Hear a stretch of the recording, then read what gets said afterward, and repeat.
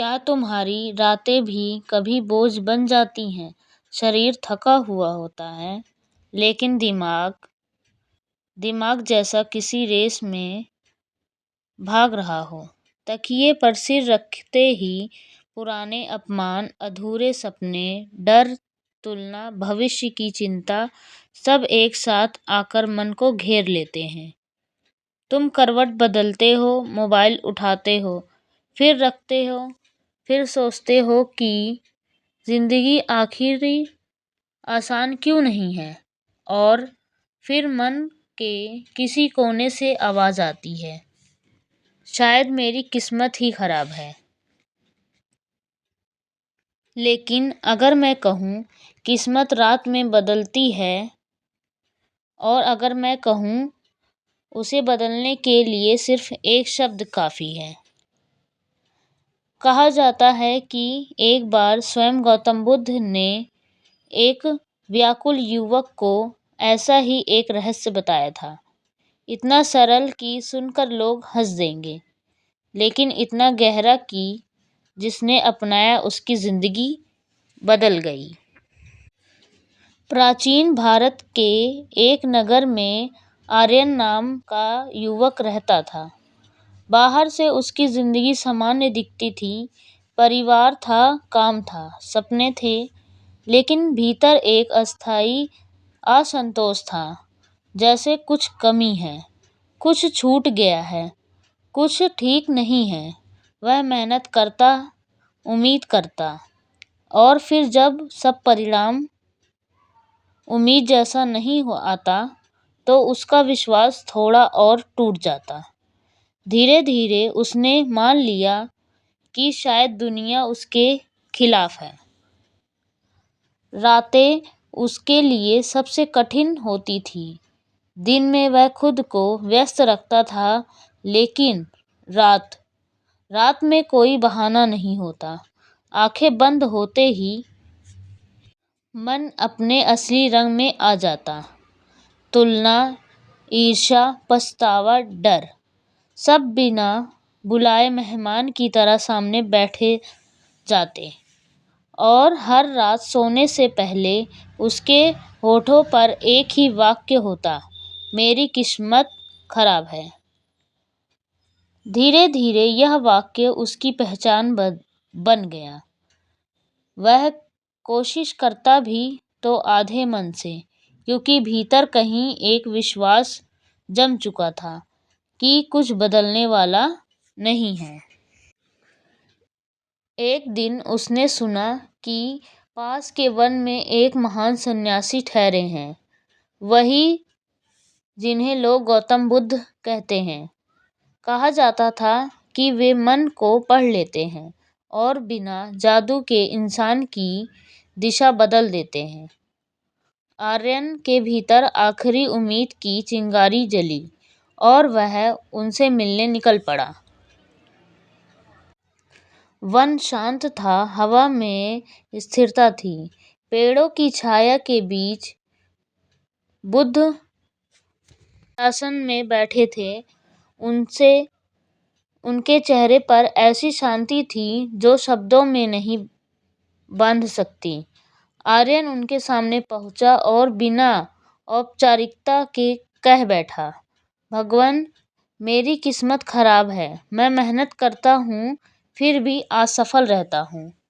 मेरी रातें डर में गुजरती हैं। मुझे कोई उपाय बताइए। बुद्ध ने उसे ध्यान से देखा। वे तुरंत उत्तर देने वाले गुरु नहीं थे। वे पहले मन की जड़ तक पहुंचते थे। उन्होंने शांत स्वर में पूछा, रात को सोने से पहले तुम क्या सोचते हो? आर्यन ने कहा, मैं अपनी समस्याएं सोचता हूँ, अपनी असफलताएं याद करता हूँ, और भविष्य की चिंता करता हूँ। बुद्ध मुस्कुराए, तो फिर तुम्हें नींद में शांति कैसे मिलेगी? तुम अपने मन में कांटे बोकर फूल की उम्मीद कर रहे हो। बुद्ध ने अपने पास रखे जल पात्र की ओर इशारा किया। उन्होंने एक मुट्ठी मिट्टी उठाई और पूछा, यदि मैं यह मुट्ठी मिट्टी इस छोटे पात्र में डाल दूं तो क्या होगा? पानी गंदा हो जाएगा, आर्यन ने उत्तर दिया। और यदि यही मिट्टी एक विशाल नदी में डाल दूं तब कोई खास फर्क नहीं पड़ेगा, आर्यन ने कहा। बुद्ध बोले, तुम्हारा मन भी छोटे पात्र जैसा है। एक नकारात्मक विचार भी उनसे गिरता है तो पूरी चेतना गंदी हो जाती है। तुम्हें अपना मन नदी बनाना है, विशाल, गहरा, स्थिर। आर्यन ने अधीर होकर पूछा, कैसे? बुद्ध ने कहा, रात को सोने से पहले सिर्फ एक शब्द बोलो। आर्यन की सांस थम गई। कौन सा शब्द? बुद्ध ने आंखें बंद की और धीरे से कहा, धन्यवाद। आर्यन को यह उत्तर साधारण लगा। उसे लगा कि शायद वह कोई गुप्त मंत्र है, कोई विशेष साधना, कोई कठिन तप बताएंगे। लेकिन बुद्ध ने कहा, मन वही बढ़ाता है जिस पर तुम ध्यान देते हो। यदि तुम कमी पर ध्यान दोगे तो कमी बढ़ेगी। यदि तुम कृतज्ञता पर ध्यान दोगे तो अवसर बढ़ेंगे। रात को सोने से पहले 3 बार धन्यवाद कहो, पूरे मन से। दिन चाहे जैसा भी रहा हो, किसी न किसी बात के लिए आभार व्यक्त करो। क्योंकि आगे कहा, नींद में तुम्हारा अवचेतन मन सक्रिय रहता है। जो भाव लेकर तुम सोते हो वही भाव तुम्हारे भीतर जड़ पकड़ लेता है। शिकायत लेकर सोओगे तो शिकायत गहरी होगी। कृतज्ञता लेकर सोओगे तो शक्ति जागेगी। बाद में पहली रात आर्यन को अजीब लगा। उसे लगा वह खुद को धोखा दे रहा है। लेकिन उसने आंखें बंद की और धीमे से कहा, धन्यवाद। इस दिन के लिए धन्यवाद। इस शरीर के लिए धन्यवाद। इस अवसर के लिए कि मैं फिर कोशिश करता हूँ। उस रात उसकी समस्या खत्म नहीं हुई, लेकिन उसका हृदय हल्का हुआ। धीरे धीरे यह अभ्यास आदत बन गया। उसका ध्यान इस बात से हटने लगा कि वह नहीं है और इस पर टिकने लगा कि क्या है। कुछ ही महीनों में बदलाव दिखने लगा। परिस्थितियां जादू से नहीं बदलती, पर उसका दृष्टिकोण बदल गया। वह असफलता को सीख की तरह देखने लगा। तुलना कम हुई, शिकायत कम हुई। उसका मन स्थिर होने लगा और जब मन स्थिर होता है तो निर्णय बेहतर होते हैं। बेहतर निर्णय बेहतर परिणाम लाते हैं। यदि वह बिंदु था जहां उसकी किस्मत बदलती दिखी, सच में किस्मत बदली। यह उसका नजरिया। यह सवाल आज भी गहरा है।